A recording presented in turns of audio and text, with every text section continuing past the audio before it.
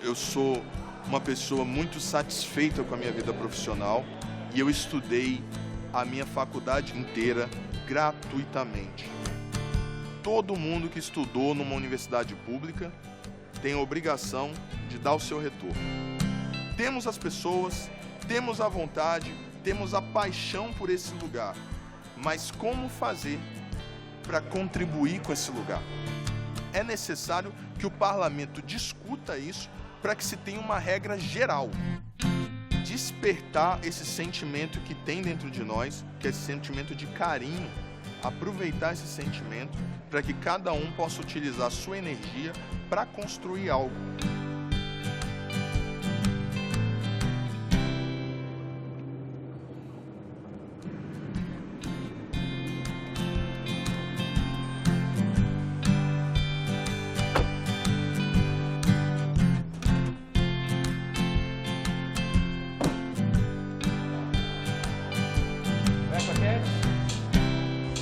Meu nome é Ronald, eu sou advogado, formei na Universidade de Brasília no ano de 2009, final do ano de 2009. Para mim esse lugar é um lugar mágico, que é a Faculdade de Direito. É onde parte da minha história ela se ressignifica e a minha vida começa a ter um curso diferenciado. Minha mãe é assistente social, meu pai é engenheiro, mas eles sempre me apoiaram em cursar direito. Eles sempre viram no direito uma possibilidade que eu teria, inclusive, de me defender e me preparar para a vida em sociedade. Meu avô, particularmente, falava com ele: vô, eu queria fazer alguma coisa que fosse libertário. Eu queria fazer alguma coisa que pudesse não só ajudar a mim, mas ajudar as outras pessoas. E aí ele sugeriu o curso de Direito. Embora ele não tenha tido a oportunidade de estudar, ele sempre disse que o direito seria talvez esse eixo de transformação na minha vida. Me fazia tirar todas as fotos com terno, mesmo nem sendo advogado. E ele, infelizmente, ele não pôde comparecer na minha formatura porque era um período que ele já estava um pouco doente. Quando eu entrei na UNB, no que tange ao aspecto estrutural da faculdade, eu confesso que eu fiquei um pouco surpreso. Eu me lembro que eu entrei aqui e a luz acabou no meio da aula e eu me lembro que estava bem quente assim. E o pessoal veio com uma frase que foi uma frase que talvez tenha balizado a minha história aqui. Bem-vindo ao UNB, vá se acostumando.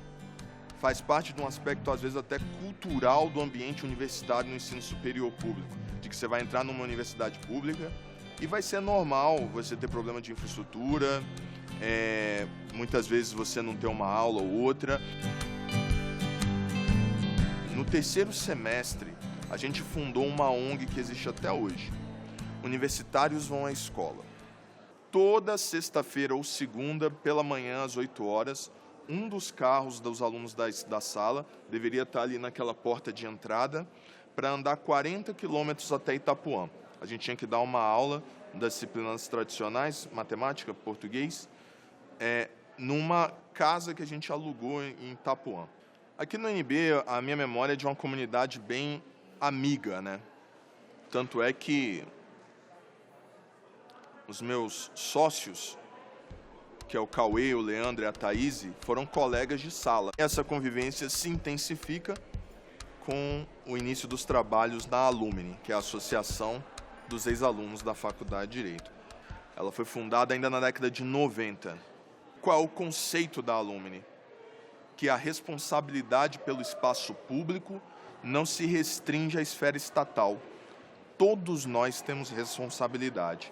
A gente instituiu uma mensalidade que é paga no âmbito da associação, e a possibilidade de levar projetos. A Alumni se colocou à disposição para adquirir equipamentos eletrônicos para a faculdade, os ex-alunos se colocaram à disposição para ajudar nessa ação. Foram adquiridos todos os equipamentos solicitados. Todos os estudantes de baixa renda que ingressam no curso de Direito, esse ano eles receberam livros e computadores. E o nosso maior desafio, a Alumni quer reformar todo o prédio da Faculdade de Direito. O piso, as salas, o centro acadêmico. E isso sempre foi um grande debate. Por quê? Porque não há no Brasil, não havia, pelo menos todo esse tempo, uma forma de fazer esse tipo de doação. A AGU, ela tem entendido pela possibilidade de doação e agora eu recebi a notícia de que nossos requerimentos para fazer a reforma do CA, a reforma do espaço dos estudantes, a reforma do núcleo de direito regulatório, as salas de aula, todos esses lugares vão poder ser reformados pela Alumni, transformar num espaço agradável e entregar isso como nosso agradecimento a esses anos todos que podemos estar aqui. A ideia do fundo patrimonial é uma ideia que eu entendo como crucial e acredito que a diretoria também entenda como crucial para essa experiência Alumni que está se iniciando aqui no Brasil. Porque é uma oportunidade que você tem de doar para um fundo e só pode ser utilizado o rendimento. Então o que acontece com aquele fundo? Ele sempre aumenta o valor, porque você nunca pode tirar do principal, você só pode tirar do rendimento. A gente teve a oportunidade na Alumni de conversar com a Alumni de Harvard, que é uma universidade conceituada nos Estados Unidos. Hoje eles têm 45 bilhões de dólares no fundo deles. Numa perspectiva de longo prazo, o fundo ele se torna crucial, porque ele garante a sustentabilidade da associação. Porque o dinheiro que entra, ele nunca diminui, ele só aumenta e você só usa o rendimento. A gente pode planejar, a partir do crescimento do fundo, realizar uma obra daqui a 5 ou 2 ou 1 ano. É necessário que o parlamento discuta isso para que se tenha uma regra geral, né? E a partir dessa regra geral, a gente possa utilizar no âmbito das universidades públicas. Dar esse espaço para que o cidadão comum também vá lá e debata com a gente é uma coisa que a gente sempre pensou no âmbito da associação, porque só isso vai permitir com que essa ideia seja replicada. Eu acho que a discussão ela começa pautando em cima das universidades, mas é natural que outros setores da sociedade que também poderiam usufruir e ter um bom proveito desse tipo de iniciativa comecem a se inserir.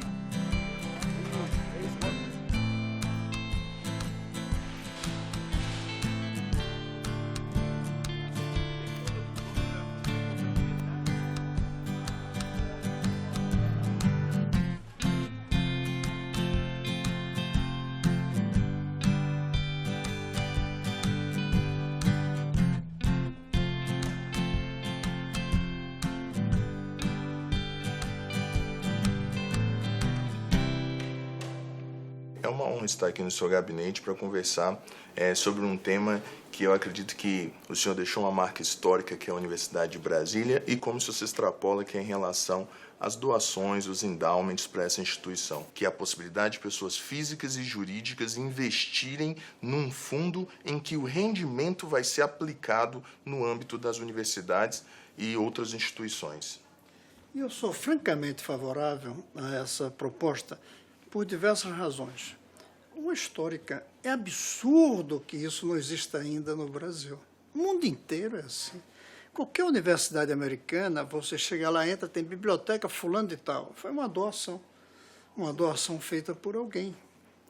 Bolsas disso, tudo. Inclusive há empresários brasileiros que doam a universidades estrangeiras. Eu cobrei de um deles e disse, eu não tenho como doar no Brasil.